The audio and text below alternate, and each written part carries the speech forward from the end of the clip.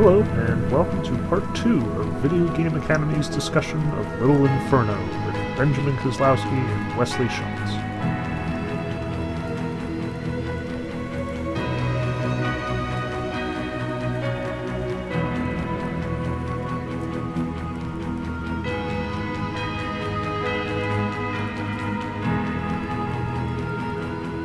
All right, we're back to discuss more Little Inferno. This is Wesley. Got Ben with me. How's it going, Ben? It's going alright. Good.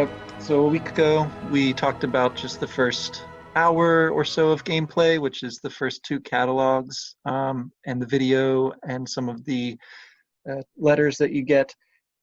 As you mentioned, so far it holds true. There's no more videos yet. But we do get quite a few letters and quite a turn of events here. So do you want to just summarize sort of the trajectory over the third through the fifth catalogs? Yeah, at this point, we're still burning stuff, Yeah. obviously. The mechanics have not changed. But through the letters, through the various things that we burn, we grow closer, especially to our neighbor Sugar Plumps, who goes from being the sort of ditzy and not terribly self-aware like neighbor banging on our wall and trying to get our attention to something approximating an actual friend. Like she buys curtains for you, and you have these fireproof curtains that are hanging around in your fireplace for a couple of catalogs there. Again, you sort of send stuff to and from her. So at one point, she like sends you the delete key to her keyboard. At one point, you send her the little exterminator robot to kill a bug thing that apparently is bothering her. Only, after a huge amount of sound effects and her trying to destroy the bug, she ultimately is unsuccessful and sends you the bug egg instead, which apparently has a horrifying Chthonian tentacle monster inside of it. And of course you burn it up. But tragically, this ends, like the fifth catalog ends with Sugar Plump's surprising and unexpected demise. Yeah. She sends us a couple of fairly cryptic letters throughout the duration of the fifth catalog, things that indicate that she's sort of playing with the mechanics of the Inferno itself, and even asks the rather pointed question, "What is behind you?" Yes. Which is daunting because the entire game, like the entire interface, is just the Inferno. There is no behind you. This is not a first-person shooter where you just press the right key and you turn around. You don't have mouse look. You don't have any way of panning. Like this is not a power granted to you by the game, and yet she questions that. And then very shortly after she questions this, she sends you some messages that go into this sort of garbled speech. You get these interesting sort of like bad modem connection sound effects. Right. She's apparently sends you all of these nonsensical symbols as though the letters you're receiving are actually text messages or emails or something. And then you hear a series of wild sound effects culminating in an explosion. And then you get a letter from the weatherman who says that there's this huge updraft because one of the houses has burst into flame in the night. So the weatherman has been giving us these updates throughout, like it's cold, it's still snowing, nothing is changing, but apparently this has a grimmer side to it because, as the video sort of suggests and foreshadows with its grim, like house burning ending, it appears that our friend Sugar Plumps has come to that. Her little Inferno has taken her house with it. Yeah, she asks a few really, really poignant questions there. What's behind you? It has a few layers to it, right? Like literally, as you say, you can't turn around within the world of the game. Of course, metaphorically or in a meta sense, you of course can turn around, but you wouldn't continue to play the game if you weren't actually looking down into your screen, right? You'd be doing everything else that you're supposed to be doing in your life. But also, like in the idiom of it, what's behind you? It's like asking sort of what's your background, what's led you to be here in this moment, right? And that is something that we also don't know the answer to, right? Like, what's the backstory of this character that you're playing as? It's sort of the question that we've been asking, I think, not just about ourselves as the character, but also about the corporation, right, that has sent us this device, this entertainment system. What's behind them? What's behind the, you know, the world as we can see it? Is it really, you know, snowing out there, and what's causing that? So that question, it's a very full of interesting sort of suggestions, but of course, as you say, it's cut off very tragically by her demise. And oh man, it really struck me. I was not expecting that. I didn't think that she would go, at least not, you know, before the very end of the game. And so I'm left really wondering what's going to happen next, and just not sure really how to feel about this. Like, your character doesn't react in any obvious way. You just keep burning stuff. Yeah, there's no way to react. I mean, like we said last time, you know, you never send letters, you just receive them. You are a consumer, you are a recipient. You can't initiate contact. You have to wait for her. And now that she's not there, there's no way for her to talk to you. And there's, you know, in the game mechanic, no way for you to grieve even. Like, you know, there was an old terrible joke about, like, one of the Call of Duty games had like press X to pay respects in one of its games. Like, you don't even get that. Like, you just have to keep burning because it's the only thing that you can do in this game. It's the only mechanic you have access to. It's and it's interesting too.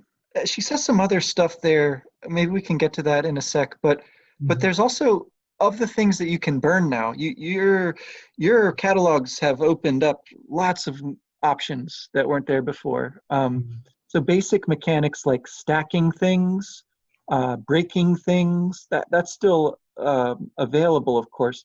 But things get to do a lot more stuff now, right?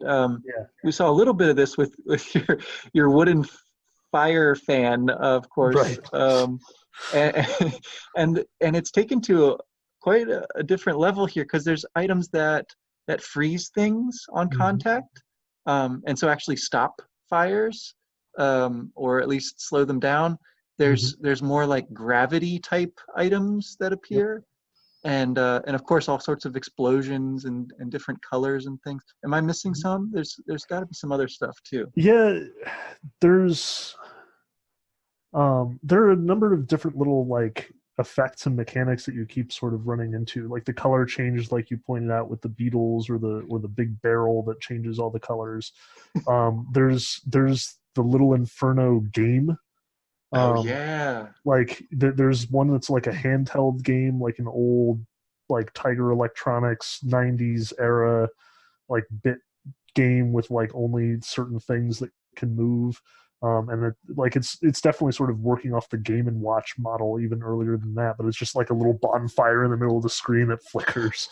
And then there's also like the beta version, which is a floppy disk that you find and can of course burn, but when you do, it plays the little Inferno theme song in like an 8-bit sort of very video gamey way, and it turns the fire pixelated. So it like turns bright green and is very blocky and not nearly as sophisticated in its resolution or presentation.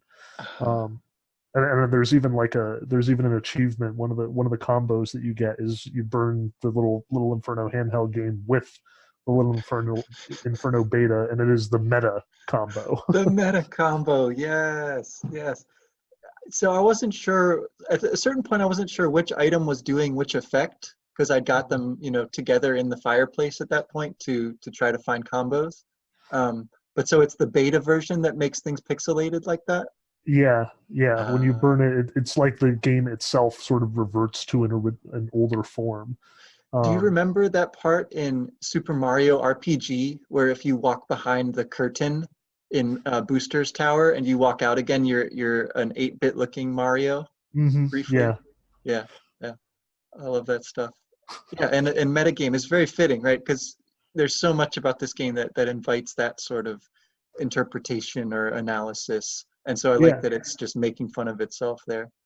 And again, like we touched a little bit last week on the satirical elements that are at play in this game, like the idea that we are supposed to carry some of its lessons out into the real world, like Yeah.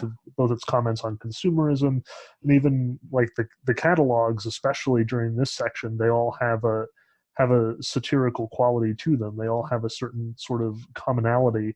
So in like the third catalog, it's all food based, and you have like the dishes and the spoon, and you get like the bad sushi and a bunch of other things that you can eat. The fourth one, I think, is that's the one with the video game theme, and you know some of the references are pretty obvious, like the little Inferno things that we just talked about.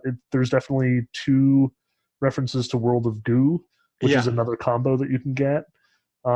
There's also like Link's sword, only it's made of cardboard. Um, Yes. Isn't it and also a Minecraft reference, that little sword thing? That's what it yeah, made me think of. yeah, I think it's a little of both. Like when you burn it, it plays a little fanfare that sounds very Zelda-esque. And even like if you look at the little video when it's describing the item, it like shows that classic like pan down the blade, the way that you see Uh, in the Master Sword shot in Ocarina of Time. So it's definitely a reference to both of them, and I think even the description is something along the lines of like, "It's dangerous. Take this," right. uh, Oh yeah, which yeah. The which is first a reference to the NES Zelda, original. yeah. Yeah. And then there's like Super Meat Boy, and there are a couple like there's the adventurer guy who dispenses gems when you set him on fire. Uh-huh. Um, like there's a whole bunch of little nods to like the video game world in that catalog. And then the fifth one, for some reason, the fifth one slipped in my mind. I remember It's like there, fancy stuff, basically, isn't it? yeah, Like upscale luxury items. yeah, that and sort of like an emphasis on adulthood a lot. So you get like the Mm. wine in that one, and Oh yeah, yeah. like the anti-anxiety medication, which shows up. Um, there is some weird stuff for sure, and again, some of them sort of work on those themes. But yeah, you're definitely right to point out, especially those sort of like new mechanics that are getting sort of built on top of the ones that we find here. So like you said, there are the freezing things like the ice cubes or the little like rainstorm thing that, Yeah. and it freezes stuff, which makes it like resistant to being burned. You have to wait for it to unfreeze before you can set it on fire. Otherwise, it just shatters when you try. Right. Which you know that sort of like ruins the game in some ways. Like the Right. whole fun is setting all the stuff on fire, and the frozenness is contagious. Like you set it next to an item, and the item freezes, and then that item will freeze other things that are next to it. So the whole fireplace will become a giant frozen ice block if you're not careful. Yeah. Um, and then you've got the gravity mechanics. Like we saw it right at the end of the second catalog with the moon, Uh-huh. and now there's the galaxies, and there will be other ones to come. Um, and I find it especially poignant that the game has these two very distinctive mechanics, because on the one hand, you know, the world is getting colder and nobody knows why. Mhm. So like the frozenness, it ruins your fun, but it's also something, there's also something apocalyptic about it. Like it echoes the world that you sit in. Right. Um, and one of the things I noticed, maybe for the first time since I've been playing this game, is like if you don't do anything, if you literally sit there looking at a blank screen, nothing on fire, no sound effects playing, you can hear the wind. Hmm. Like you're just sitting in a like like you're sitting in a cabin in the woods during the winter, and you can just hear the wind blowing outside, like it just an inhospitable world outside of the door. And you know, if anything, it just resonates with that message in the video, like, you know, no need for alarm, just burn all your toys to stay warm. um, just ignore the fact that this is a scary world outside and just set your stuff on fire and it's nice and bright and exciting and fun. Hooray. One of the items that freezes stuff is a little snow globe, right? And uh, it even mentions something like, this tiny world in there is a kind of microcosm of the Mhm. real, the game world. That is, we're told multiple times, right? Like burning stuff, playing with fire is dangerous, but there's something even more dangerous. And I'm suspecting now that it's got something to do with that cold, right? It's Mhm. like not burning stuff, right? And what's what's there when the fire dies, that's more dangerous. Mhm. But I also think about those galaxies and what Sugar Plum says before she meets her untimely end. There is something, she has this weird kind of insight about the nature of fundamental physics, right? Like Mhm. the formation of galaxies is from the detritus of all this like stuff that just kind of clumps together, and that's where everything starts from. So it's kind of the reverse, right, of burning stuff up is that process of glomming together, right? Almost Mhm. back to the world of goo idea again. Yeah.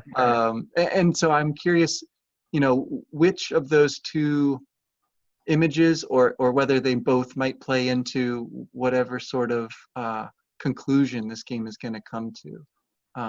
But I've forbidden you from commenting on anything that is about to happen. So Yep. so I'll just leave that for now. What did you make of her little poetic moment there about the galaxies? I think I think it's very insightful, just like especially from the direction that it's coming from. Like Sugar Plumps, she is not necessarily the wisest or smartest person in the game world. Like of the three characters who we receive correspondence with, the Weatherman, Miss Nancy, and Sugar Plumps, she is obviously the least aware of herself for most of the game. Like she's the one who starts getting caught up in her own language when she's, talking about like wanting to have a bug in a mug when she's trying to talk about hugs, or trying to kill the beetle and then ending up making friends with it, and um you know just asking for stuff because she accidentally burned all of her things and no longer can do anything, which is kind of crazy. Like, as we know, every time you burn something you get more money, so how is it even possible that she's gotten to the point that she has nothing left? Like, all of these things suggest this person who is just completely like absent-minded and not very aware and not very keen on insight, who is just literally the ideal like consumer for consumer's sake, Hmm. like just buying it up and not questioning it and doing what, like burning it all because that's what you're supposed to do and not questioning it, and just constantly stimulated, not in a way that like makes her reflect or think, but as stimulation, as distraction, as a lack of awareness about her world. And then she like has this profound revelatory moment, like, consider the galaxies, think of the way that all of the billions of particles of matter have sort of coalesced into creation as we know it, and that we are all part of that. Like, that's a profound insight, especially from someone who was just trying to kill that bug, like last catalog. um and What it's, accounts for that, do you think? What brings her to that? I mean, on the one hand, it's sort of inexplicable. Like, you see a development of her character over time. She does get more aware as time goes on. Like, the first time that you meet her, she's just nothing but like chaos and you know lack of awareness. Like, even her writing style is distorted. Like, she introduces herself as Sugar Plumps with like a capital MPS at the end of her name. Like, she's clearly just all over the place. Um, and but by catalog 3 and 4, she's thinking about you. Like, she's making the connection to things that you want. So she gets you the curtains, and she does nice things for her neighbor, and she'll frequently knock on the wall to like say hello Right. while you're reading her letters. Um, Also, just as sort of like a creepy side note, anytime that you read her writing, if you watch her face rather than the letters, the expression will change from time to time. Like Oh she'll go gosh. from a sort of neutral face to like smiling when it's appropriate. It's fairly ingeniously designed that every time that you like flip the page, it actually covers up the face and thus allows it to change. Um, Okay. but then finally, when her house is on fire, you see that same picture, but it's like covered in flame, like the photograph itself is distorted or burned. Right. Um, but throughout this process, she does seem to be getting more aware. And what I find sort of like it's hard to really posit this, but it does seem like the business of Little Inferno is actually waking her up. Aha. I like that. No, that's the only thing I could really come to as well. I think it has something to do with the entertainment and the limits of the entertainment, right? Mm-hmm. As you said, she somehow finds herself running out of stuff to burn, and so it sort of forces this the reflection on her. And with that, her uncanny power of sending and not only receiving letters, I think, Mm-hmm. is something to do with this too. That she is able to reach out and make a connection with you, the player. Mm-hmm. Um, I think that works. So I can see so in that I can see the metaphorical like freezing, right? The cold Mm-hmm. of the absence of fire, and I can see the gravitation or magnetism, the glomming together of things that were separate, and establishing some kind of relationship there. So it's ironic that would be somehow caused by or facilitated at least by the uh, the little inferno. But I could see it. I mean, I think that's what I'm left with, I guess. Yeah. I'm also struck by how, the objects that you burn in Little Inferno frequently draw attention to things that you don't recognize about the world, things that you sort of Ah, take for granted. Like there's something really uncomfortable about the first time you burn the moon. And then they give you those three galaxies and they sort of, don't introduce them as though they have any relation to you. It's not like they're your galaxy, but you still get this sense that, if in fact a galaxy is, as Sugar Plumps tells us, this, conglomeration of all of these bits, all of these particles, like billions of years of space sort of gradually coming together and creating order out of chaos, it is incredibly destructive for you to just be like, hey, now I set them on fire and they explode. Um, it's fun, but it's also sort of, it gives you pause. mm, Like, what really are the consequences of my actions here? Sure, it's just a toy moon, but it behaves like a real moon. it does. The stuffed animals are just stuffed animals, but they still move with their own forces. They still behave in certain ways. Um, and even those little details like the wine bottles, the midlife crisis mitigator they're called, or the best friend supplement pills from catalog 2. It sort of draws attention to the business of loneliness. Like Mm, some of the things that you burn gives you pause, and you sort of think about how irresponsible it is to burn them. Like your initial reaction to the bus oh in the gosh, in yeah. the first catalog was, horror. um, but on the other hand, there are certain things that you want to burn. Like there are certain things that the catalog presents you that it's joyful to burn. Like there's the evil boss. um like and he's just this little boss doll with like a 80s haircut and suit, but like every time that you move him, he just utters this little like villainous laugh. It's and like even in the description, it's like it turns out the villain was the rich, corporate leader the whole time. And it's sort of pointing to these tropes that we have in our society, like, yeah, it's the rich guy who is the villain, or yeah, like it's the person who's drunk all the time who doesn't really experience life, and you set these things on fire. You're just like, yeah, and watch us burn them. Let's destroy them in effigy. Let's totally iconoclast these things. You know, it invites you to say, yeah, I want this out of my life. I want the bad sushi burned up. I want the pills destroyed. I want to live without these things, and I want to get rid of them. I want to destroy them.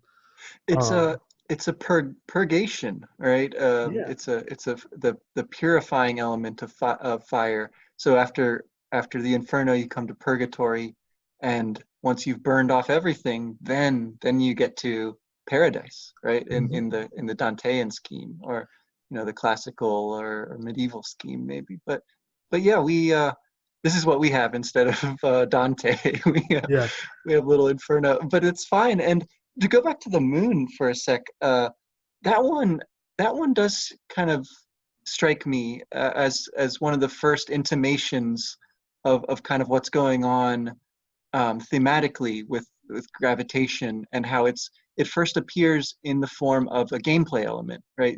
The moon sort of floats there and pulls things into its orbit, and it totally changes your perspective of them as they sort of float about, ethereally in this dance. They become really beautiful, actually, um, and it is a little bit hard to then set it on fire and watch it, crash to the ground.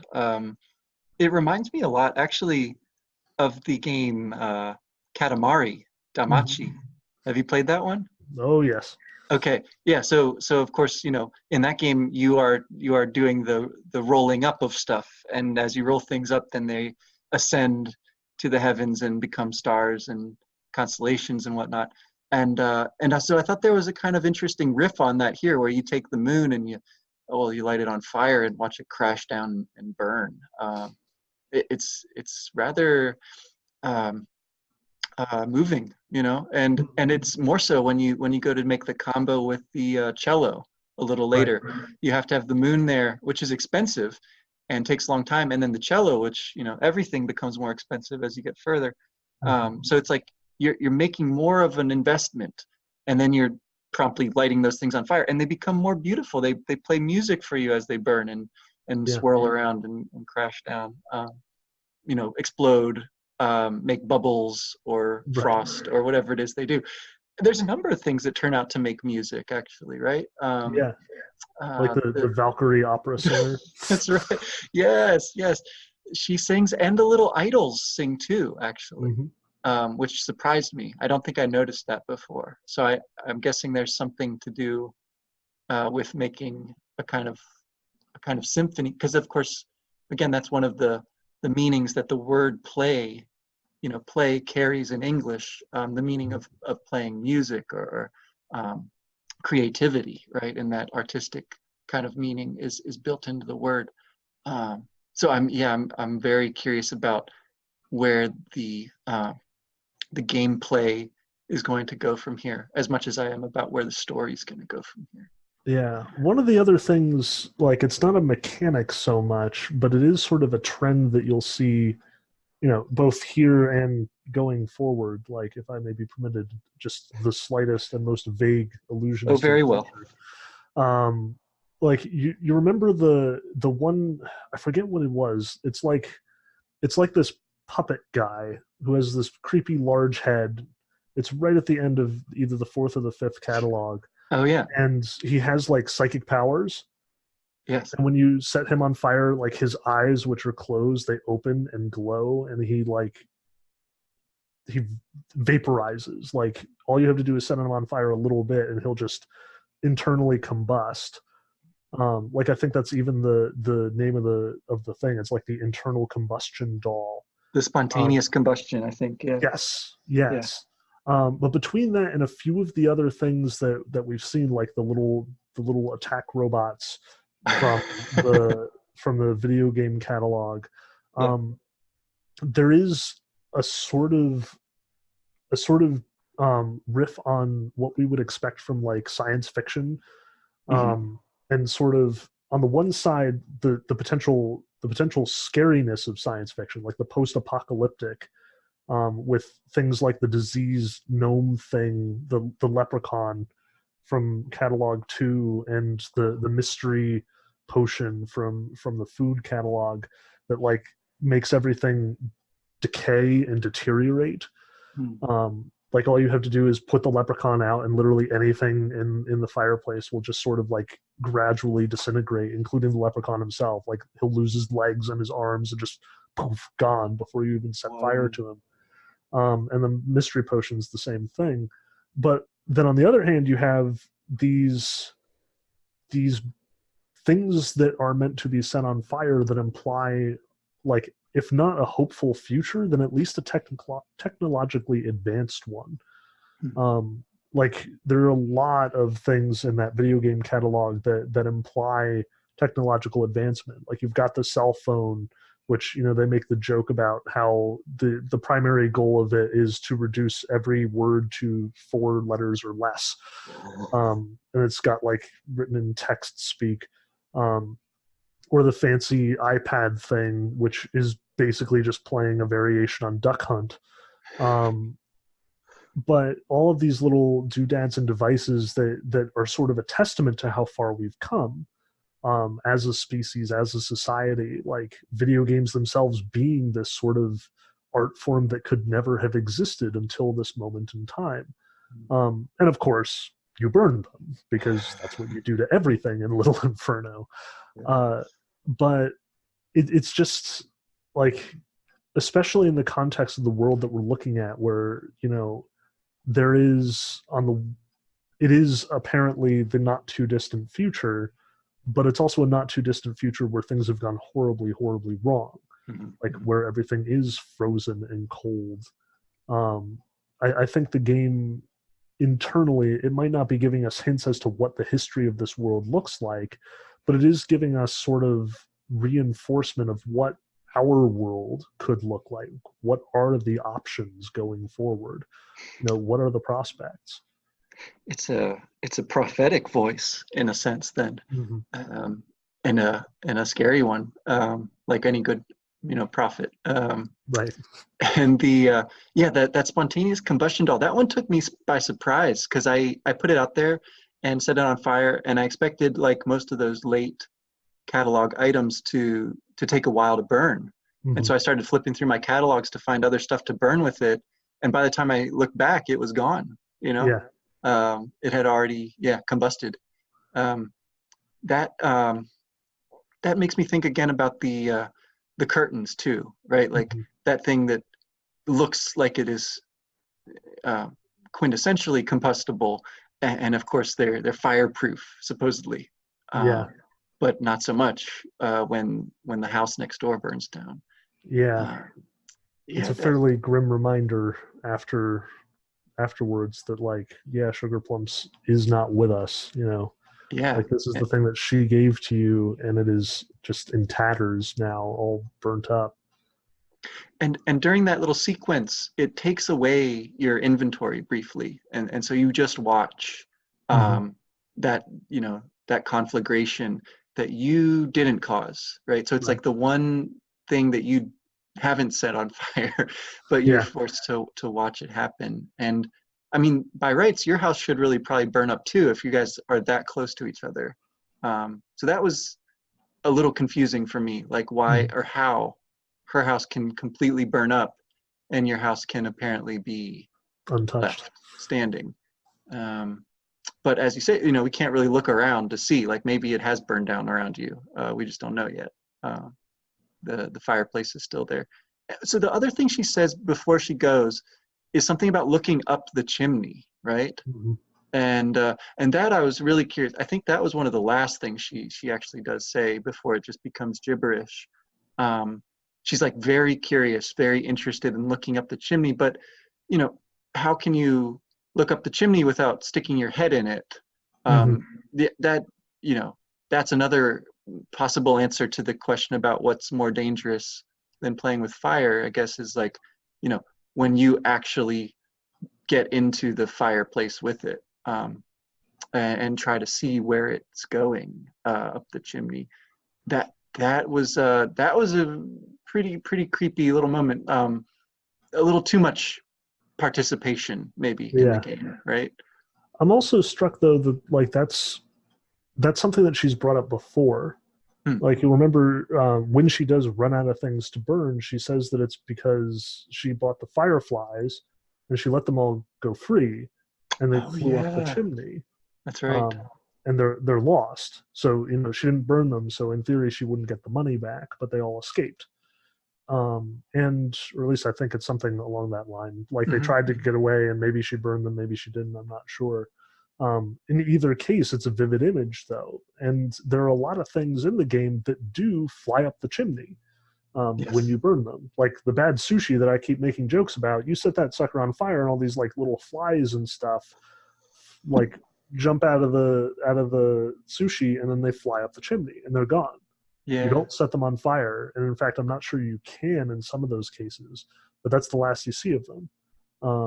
They have escaped, uh, and there are a couple things that do something similar, um, Mm. like the flies themselves, but also a couple of other items, if I'm not mistaken. Like the fireflies, when you break the glass, they will fly up, and you can either set them on fire or not as you see fit. Um, there are a couple Right. things that are even like they'll jump up the chimney and come back down. So like when you burn the corn on the cob in the first catalog, like it makes popcorn. Or when you burn the little camera that's pointed towards you, it snaps like a Polaroid photograph, and the photograph jumps up, and it's actually really tough to catch it before it hits the ground and sets on fire. Huh. Um, so yeah, which Does it take a picture of you playing the game? it Oh does. God. Yeah, like there there are two items that are sort of that have that quality at the beginning of the game. The first is the television, Huh. which you probably saw. Like it shows the entire screen that you're looking at in miniature on the Oh, screen. I did not notice that. Whoa. So it's Yeah, that that sends you into the abyss, right? it does. And Okay. it's a fractal thing. Like you can see the television Oh screen no. on your television screen and the television screen on that television screen on your television screen. Like it's kind of like looking into, mirrors on either side of you at a barber shop or something where they just go on forever. Um, so, Whoa. that's one of those hints. The other one is definitely the camera, because like when you set it on fire, it takes a picture, like a Polaroid shot, and the shot flies up into the air. And if you do in fact catch it, which I've done, it's tough, but it shows you like a head, Mhm. um, with hair, and kind of like the way that there's sort of these cryptic, like stylized faces that you see on the postcards, like Sugar Plumps's face. That's what you see, like you as one of these characters. But to sort of draw it back to the purgative quality of Little Inferno, like it is really tough to see these things, and again you are just going to set them on fire. Like self-awareness is something you want to get rid of, Yeah. at least in those early catalogs. So once again, you consign them to the flames. You do not want to think about your role in this world. You do not want to dwell on it. It's something that should give you a little bit of pause, but mechanically, it's sort of enforced that you can't. Like you don't have the time. You are not allowed to think about it. You are not Right. encouraged to. Sort of like the opposite of Big Brother in that sense. Like you just keep watching the screen and don't pay attention to what's going on. Yeah. Yeah. And so the sense in which you're being watched makes me think again of the face in the fireplace, which Mhm. still hasn't revealed what it's there to do. But again, I noticed that certain things sort of gravitate towards it. Apparently, Mhm. things that seem to hover directly over it, and and certainly suggest that there's some way to heat it up enough to make it do something, or interact with it in some fashion. Mhm. I'm going to be really disappointed if that thing doesn't do anything in the whole game. Like it's Uh, just completely inert. it's just a thing to tease you. Like, yeah, no, but yeah, I suspect that that there's something that it will open up and cause to happen before the end of the game here. Yeah, it certainly suggests it. Like even at the left and right of the you know fireplace proper, you can see these gears turning Yeah. all the time. And it's a fireplace. You really don't need a mechanical component to make a fireplace work, and yet there they are. So there's obviously something more complex going Hmm. on. Hmm. Um, it's not entirely clear what, but it's more than meets the eye. And obviously there's some system that delivers the stamps when you get your Hmm. combo correct, or that gives you the coins that pop out of these items. Like, on the one hand it is just a fireplace, on another hand it seems to be deeply integrated with all of the other systems in this game, as though it's all one Yes. unit. The other thing that makes me think of, we haven't mentioned it outright, but I think it's implied in a lot of what we said. The way that the music that plays over Sugar Plump's letters changes in the course of these chapters too. It becomes more complex. It becomes more sort of sentimental in a way, less sort of superficial and deeper. But then it also, I guess, is over at her last letters. It's garbled with those sound effects, and then she's not going to be sending any more letters. So her music is not going to develop any further. Um, that I thought was really cool how that was kind of integrated into the way that she develops as a character, right? But it makes me really sad. we won't Yeah. we won't see any further. Her potential has been cut short here. Yeah, there's also, in addition to like the Sugar Plumps theme, which does develop, as you say, it gets more robust, more complex. She also, during her revelations, like those moments when she starts to get clarity, when she starts to reevaluate things, like her theme drops out, and the music that they play instead is more ambient, a little bit more haunting. Like, there's even this great little musical stab that she does when she tells you, what's behind you. Like, it just cuts out. There's this one like hard, deep note, and Huh. then silence. And it's like the one time that there's silence while you're reading somebody's letter, is when she's sort of brought up this elephant in the room, so to speak, and you have no way of answering this question. Like, anyone who sits at their computer or looks at their phone and then takes a moment and like looks behind themselves, it's totally warranted. It's not going to help you in this case, but it is entirely warranted. Oh It's gosh, sort of, yeah.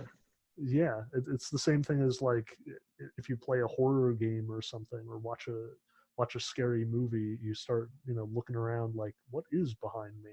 What if I'm missing the slasher out of the corner of my eye?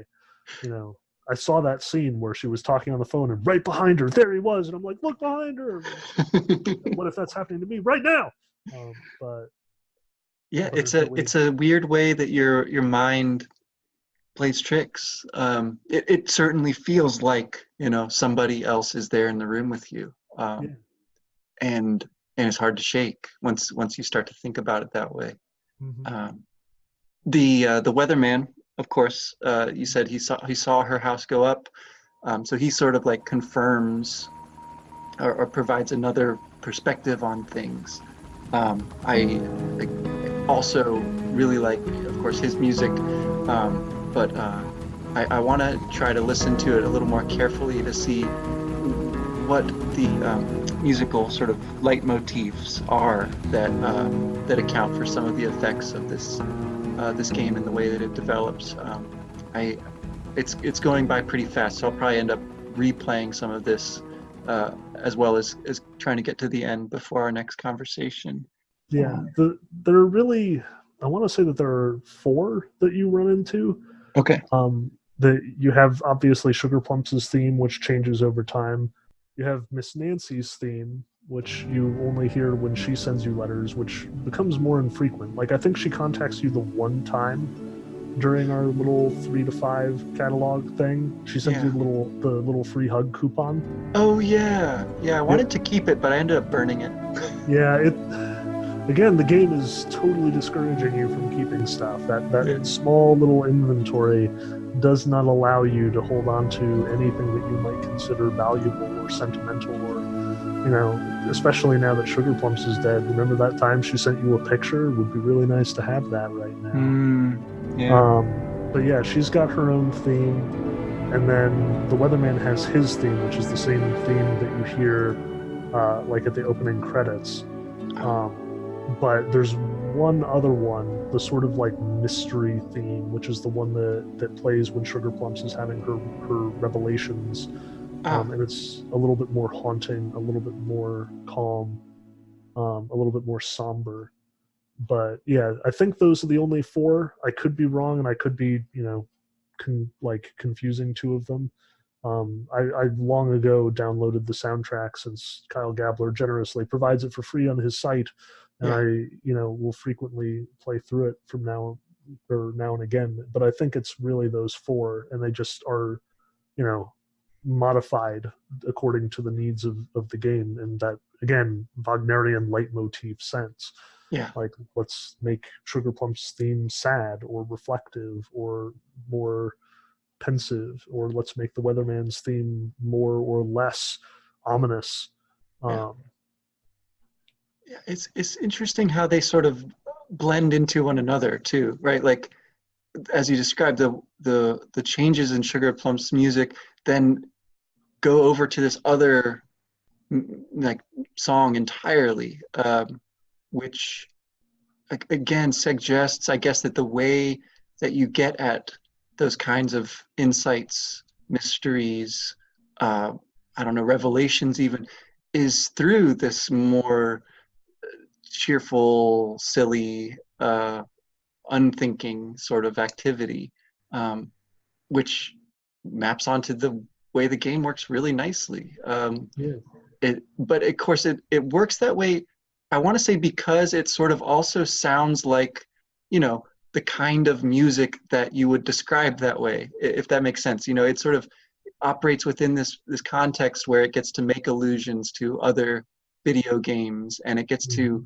cut against your expectations about what a video game is, or something like that. It sounds, you know, mysterious because that's like the mysterious music that plays during much more developed stories that we might be able to Mhm. think of, or you know, something along those lines. And I also think just the items that we're presented with also encourage us to be reflective, to sort Mhm. of think about things in a greater context. Like there's I mean, we talked a little bit about some of the items that do sort of give you pause, but again, a lot of these are meant to be satirical. Like on this playthrough, I noticed especially the Cold War combo I is didn't it's get like that one yet. No, don't tell me what it is. I know it. I know it has the stupid little dolls that are all unique and all the same, but I don't know the other thing. well, yeah, I mean, one of them is definitely the Russian nesting dolls, Yeah. but like once you figure it out, you'll have to get back to me because that one was one of those that I thought was particularly insightful, a little bit playful and mischievous. I haven't Um, got that one, and I haven't got the airplane one yet either. Airplane okay, mode. yep, And funky food. There's too many different funky foods. I there can't are find. indeed a lot of funky foods. Uh, Um, so I haven't quite got to the completionist status that I aspire to yet, but I certainly will, or I'll just cheat and look it up before next time. I will give you one big hint, Okay. not for any specific one, but one of the things that you notice when you've played it as many times as I have at this point, they are listed in order of Uh-huh. when you can get them. So like take the funky food for example. If it appears like next to combos that you can complete in catalog 2, then that means you only need catalog 2 to get them. Right. And for that matter, on an item by item basis. Like as Yes. soon as an item becomes available, like you can look at its position to the stuff that came before and the stuff that came afterwards because they're all unlocked chronologically. And you can, in many cases, deduce which one you need in a given situation. So, like That was the bike pirate, which is like the first one, that one, the bicycle is when it is unlocked. Like that's the last of the two, I think. So hence why it's there. But if like one item, like the cello, for example, yes. has multiple combos, then you'll see them all listed right next to each other Right. unless one of the items is later. So like you found the Moonlight Serenade one. That one's not listed when the moon comes out, which is back in catalog 2, but it is listed when the cello shows up in catalog 5. Right. Right. And they're grayed out, anything beyond what you have access to in Yep. that catalog is just not um, highlighted. So yeah, it definitely helps you out in that way. Mm-hmm. Uh, yeah, I enjoy the level of challenge. Like I guess there's no way to like lose this game if you sit there long enough. But at the same time, I do feel like there's an element of like trying to optimize, which Yep. is satisfying. Um, Yep. There's a certain amount of ingenuity involved to sort of yeah, like burning things quickly or making sure that you get like as many combos as you possibly can when you buy up your items. yeah, Um, yeah. It remains and grows on me as far as how fun it is. But yeah. All right. So for next time, we're gonna go through the end game and see any kind of credits there might be, and we'll yep. have everything figured out by the end of That's the idea. it. Cool. Awesome. All right. I'm gonna I'm gonna let you go for now, and we'll check back in Yep. with Look the forward to end of finishing it Little next Inferno week. for Little Paradise. We hope to get to Indeed. next time. All right. Later. Good timing on that clock too. I know, really. Well, thanks for listening to our discussion of Little Inferno. And a special thanks to Tomorrow Corporation for letting us use their music whenever it was appropriate. For more content like this, or if you just want to follow our progress, please visit us at videogameacademia.wordpress.com.